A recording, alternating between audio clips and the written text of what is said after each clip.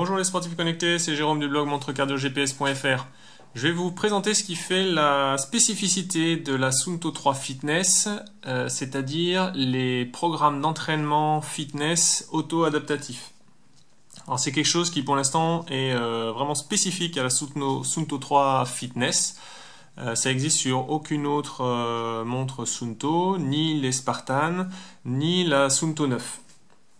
Alors je l'utilise depuis 3 semaines, ce qui fait que j'ai une bonne idée de son fonctionnement et surtout j'ai pu voir les évolutions de ces programmes qui sont construits exclusivement par la montre. On ne touche à rien du tout, c'est elle qui mesure ce qu'il y a à mesurer et qui adapte le programme en fonction de vos activités. Alors il faut savoir que c'est une des 3 fonctionnalités Firstbeat. Le premier, c'est la base, c'est le niveau de forme. En fait, c'est un calcul du VO2 max. Ensuite, on a 2 widgets sur les niveaux de ressources. Donc là, ça c'est l'équivalent du niveau de stress, alors que Suunto présente de façon différente de Garmin. Et avec ici un graphique de l'évolution des ressources. Ça, j'en reparlerai plus en détail dans le test complet.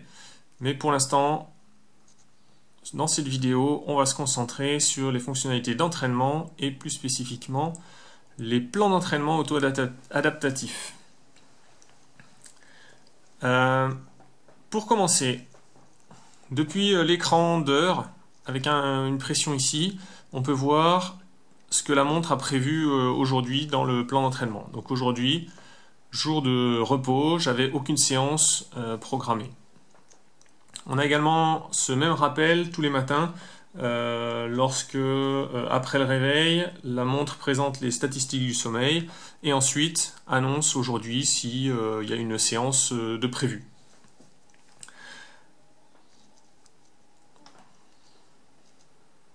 Ensuite, sur l'écran spécifique, alors ça ressort peut-être pas très bien à la vidéo, mais on a en vert, les bâtons représentent les séances qui ont été effectuées, en vert clair, et en vert foncé, c'est celles qui sont planifiées. Donc là, on peut voir que sur la semaine, on a toujours une vue sur 7 jours, sur une semaine. J'ai fait une séance mardi, une séance mercredi, une séance jeudi, et ma prochaine séance planifiée est prévue samedi. Alors, on peut faire nos séances un petit peu quand on veut, puisque justement la spécificité du plan d'entraînement, c'est que la montre va l'adapter en fonction de ce que l'on fait. Par exemple, moi sur le plan de cette semaine, j'avais initialement une séance mercredi, une séance vendredi, une séance dimanche. Et en fait, vous voyez que j'ai été courir hier, j'ai respecté la séance qui était prévue, une séance très difficile sur 30 minutes. Et par contre, aujourd'hui, ça devait être un jour de repos, et plutôt que de faire un jour de repos, j'ai fait une séance de 60 km de vélo, donc qui est cette grosse barre ici.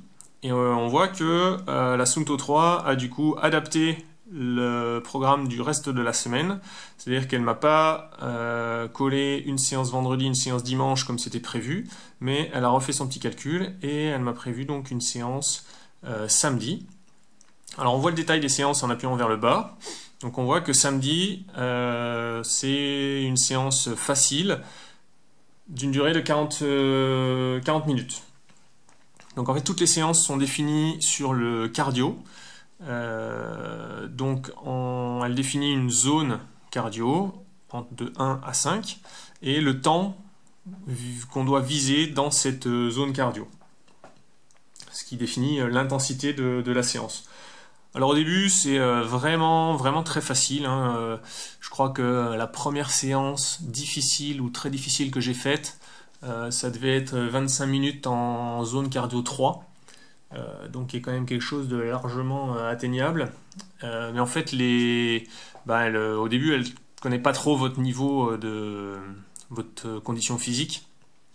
Et donc, en fonction de votre historique, si vous atteignez à chaque fois les objectifs qu'elle qu'elle vous assigne, eh bien, la semaine suivante, elle va construire des séances un petit peu plus compliquées.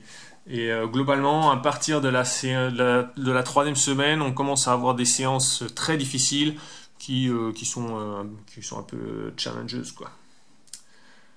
Donc voilà, faut compter ça à peu près à partir de la troisième semaine. Je verrai la semaine prochaine si ça atteint mon niveau de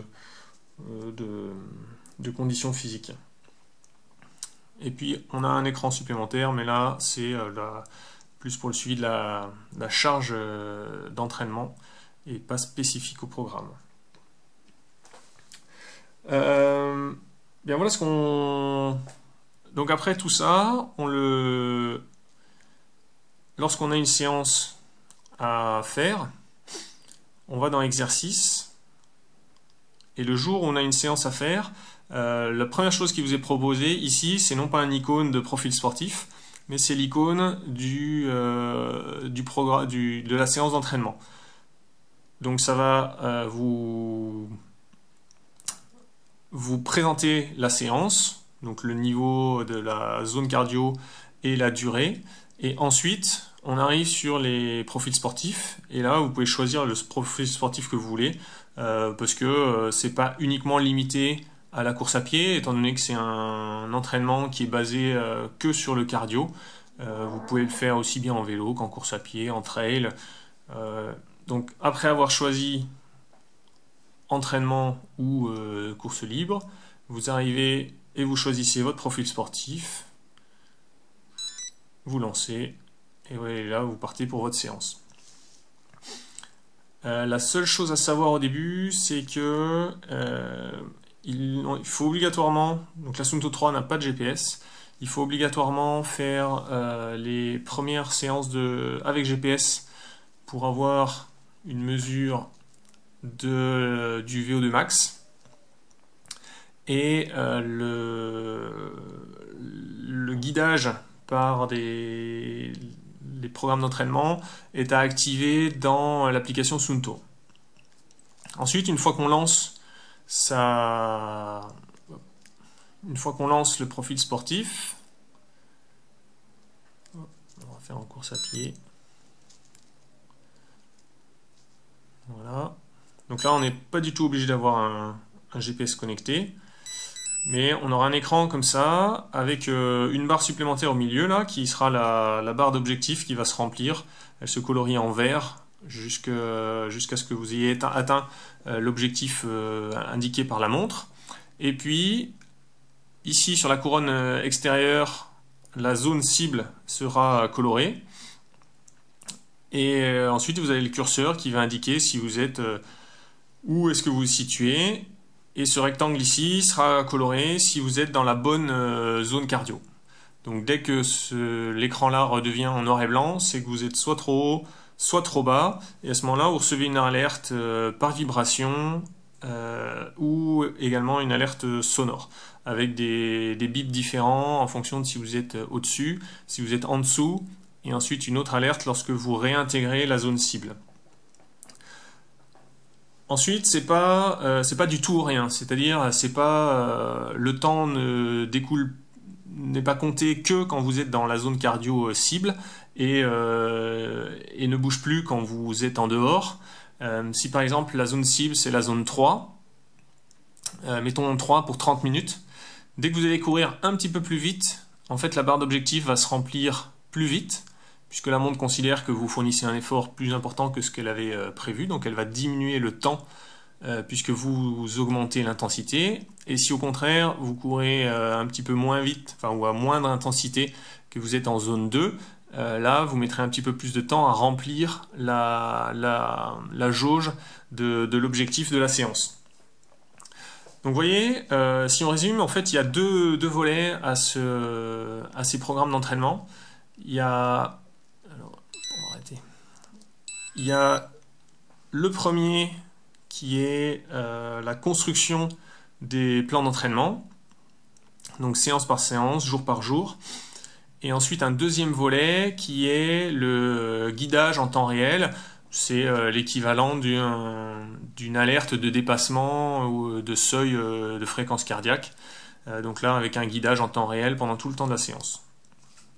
Voilà, c'était une vidéo finalement un petit peu plus longue que je l'avais imaginé au départ, mais vous voyez qu'il y a pas mal de choses à dire sur cette fonctionnalité qui s'adapte automatiquement, donc c'est vraiment la nouveauté, c'est ce qui fait la spécificité de la Suunto 3 Fitness par rapport à toutes les autres montres sportives qu'on trouve sur le marché, puisque aucune autre marque n'implémente cette fonctionnalité First Beat, qui est ma foi très intéressante.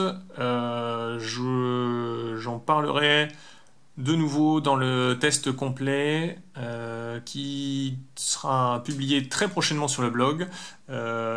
Si vous regardez cette vidéo un petit peu après sa parution, je mettrai dans la description l'adresse vers le test sur le blog pour que vous voyez tous les détails. En attendant, vous pouvez laisser un pouce j'aime et puis vous abonner à la chaîne parce qu'il y aura au moins une, peut-être encore 2 vidéos sur la Suunto 3 Fitness. Donc vous allez regarder dans la playlist si vous voulez voir d'autres détails en vidéo sur cette montre.